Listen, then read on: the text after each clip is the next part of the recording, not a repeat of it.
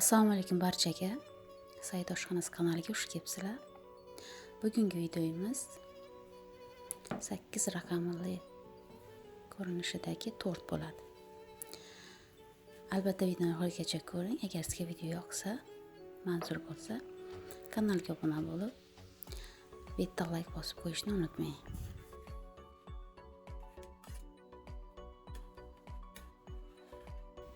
Demak, ishimizni boshlab olamiz. Biskvitni tayyorlashga kirishamiz. 7 dona tuxumni laganjaga sovib olamiz.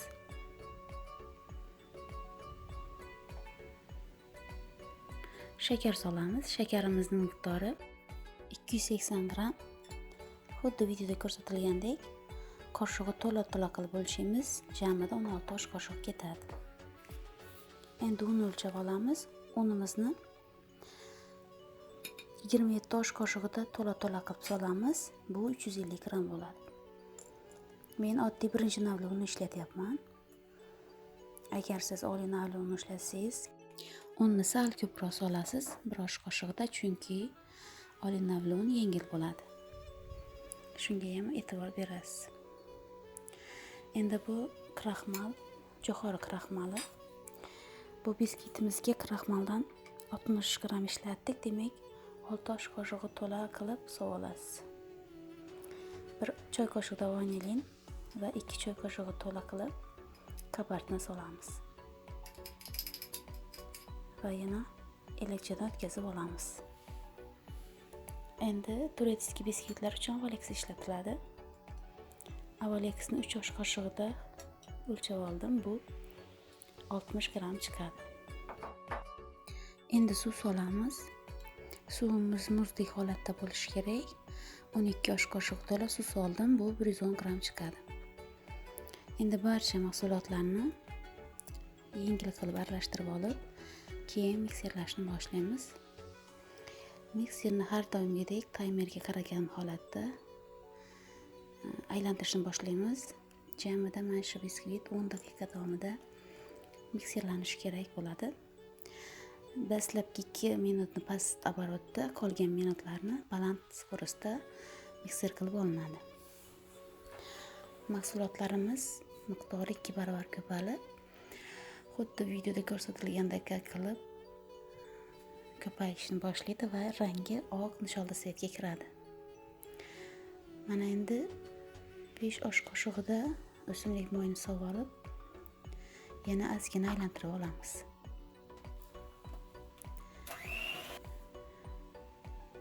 Mikserlarning kuchi past bo'lsa, tureskiy biskvit tayyorlay olmaysizlar. Shuning uchun mikseringiz baquvvat bo'lsa, qo'rqmasdan tayyorlasangiz bo'ladi. Mana biskvitimiz xamiri tayyor bo'ldi. Endi xamirlarni qolipga joylashtiramiz. Qolipimizning razmeri 20 santimetrlik ikkita qolip. Qolipning ostki tarafiga pergamentning qog'ozi to'shalgan va folga bilan yopib olingan. Endi tayyorlab olgan xamirimizni teng 2 qismga ajratib olamiz, taxmin qilib. Keyin mana shu ikkita qolipga ajratib solib olinadi. Iloji boricha ikkala qolipga bir xil miqdorda solishga harakat qilish kerak. Endi xamirlarni chekka qismiga, ya'ni qolip devoriga yoyib qo'yamiz. O'rta qismi sal chuqurroq bo'lishi kerak. Xuddi shu zaylda xamirni joylab olgandan keyin oldindan qizib turgan duxovkaga 160 darajaga to'g'irlab olib, tepa pastini baravar yoqqan holatda 50-60 daqiqa orasida pishirib olamiz.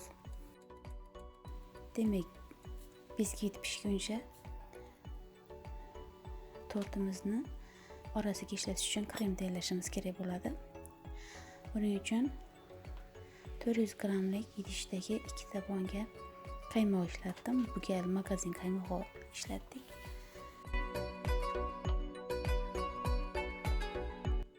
Shunda 2 bonga ketdi. Bunga 350 gram shakar solamiz. 1 choy qoshiqda vanil solib, taxminan 150 gram suv solamiz. Yaxshilab aralashtirib olgandan keyin 1 soatga, 1,5 soatgacha so'nga ko'ptiramiz. To toki biskvitlarimiz pishib chiqquncha, yaxshi soviguncha xolodilnikda turib turadi. Ana undan keyin biskvit yaxshi sovigandan keyin qaymoqni ko'pirtirib, krem tayyorlab olsak bo'ladi. Mana biskvitimiz pishib chiqdi. Ko'rib turganingizdek, juda ham chiroyli bo'lib pishib chiqqan. Qoliplar deyarli to'lgan. Endi bu biskvitni sovitishga qo'yib turamiz. Endi qaymoqni ko'pirtirishni boshlaymiz. Mana qaymoqning holati yaxshigina muzlagan holatda, ya'ni yaxlagan holatda. Endi buni hozir mikser yordamida ko'pirtirib olib, krem holatigacha ko'pirtiramiz. Qaymoqni ko'pirtirishda ikkinchi sko'ristdan ko'p ko'tarmaymiz. Mana shu holatda 5-6 daqiqa davomida mikser qilsak, qaymoq o'zi quyilishni boshlaydi. Xuddi shunaqa holatga kiradi. Mana shu mikserningiz tushganda qaymog'imiz tayyor bo'ladi. Mana silliqqina qaymoq krem tayyor bo'ldi.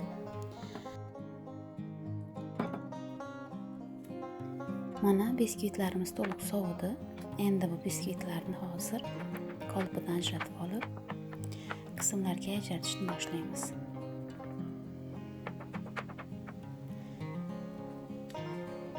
Mana qolpidan ajratyapmiz.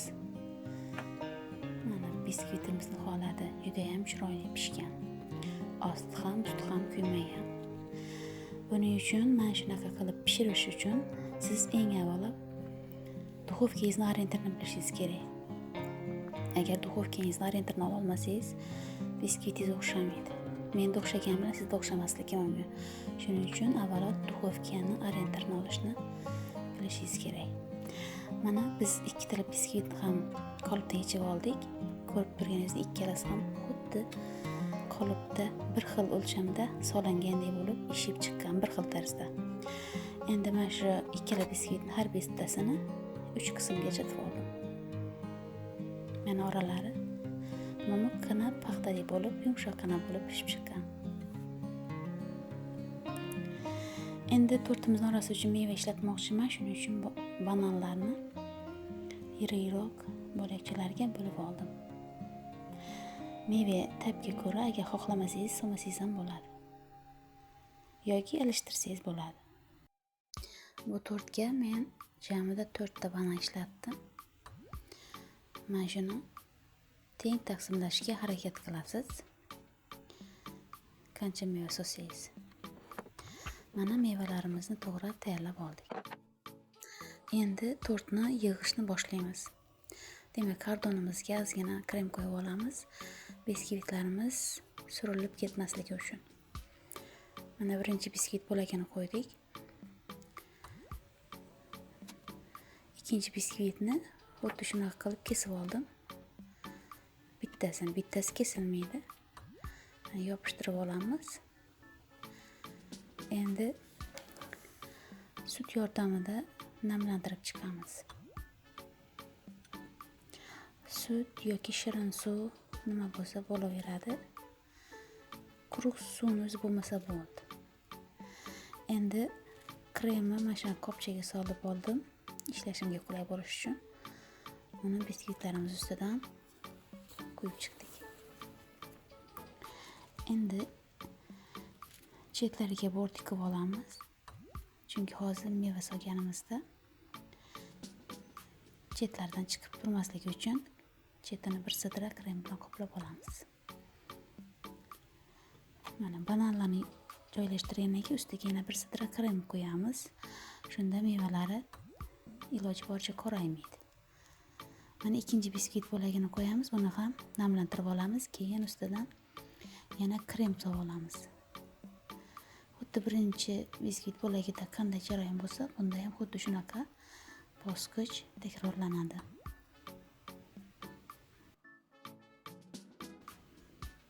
Mana bananlarni qo'ygandan keyin yana bir sidra krem qo'yib oldik.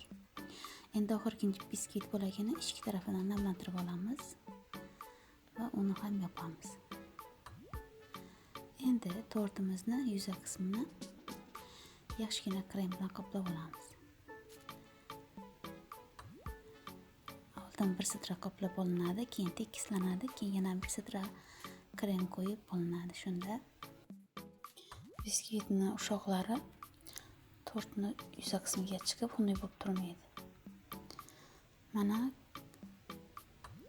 endi tortimizni iloji boricha shpatula yordamida kremlarni tekislab surib olamiz.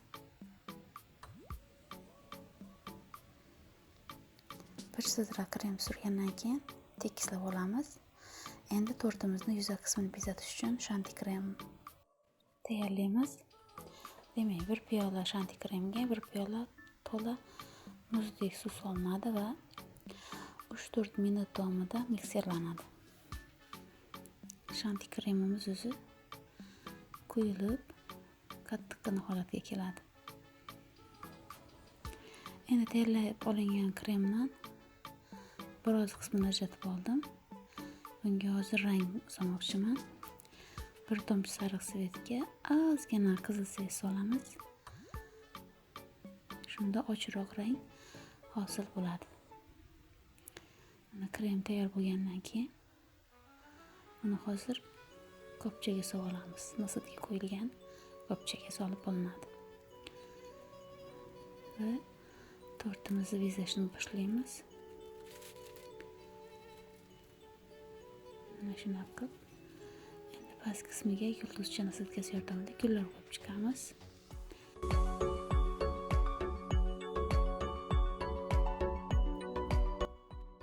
Endi tortni tepa yuza qismiga ham ozroq bezab berib olamiz.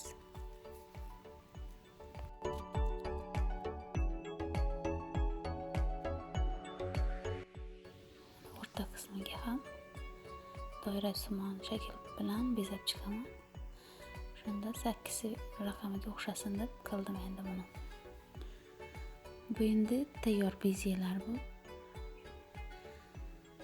Va ozgina qizil jeli bilan nuqtachalar qo'yib chiqdik.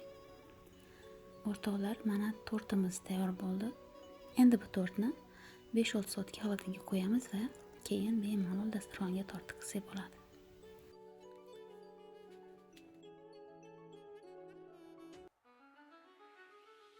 Menda bu tort 3 soatcha turdi, ko'p turmadi xolodilnikda. Endi uni hozir sizga kesmasini ko'rsataman. Tort juda ham yumshoq chiqqan. Albatta tayyorlab ko'ringlar. Mana tortimizning oralari. Ko'rinishi juda ham chiroyli. O'zi ham rosa yumshoq bo'lgan. Kanal mehmonlari albatta tayyorlab ko'ringlar. Agar sizga video yoqqan bo'lsa, bitta like bosishni unutmang. Hammaga xayr, sog' salomat bo'linglar.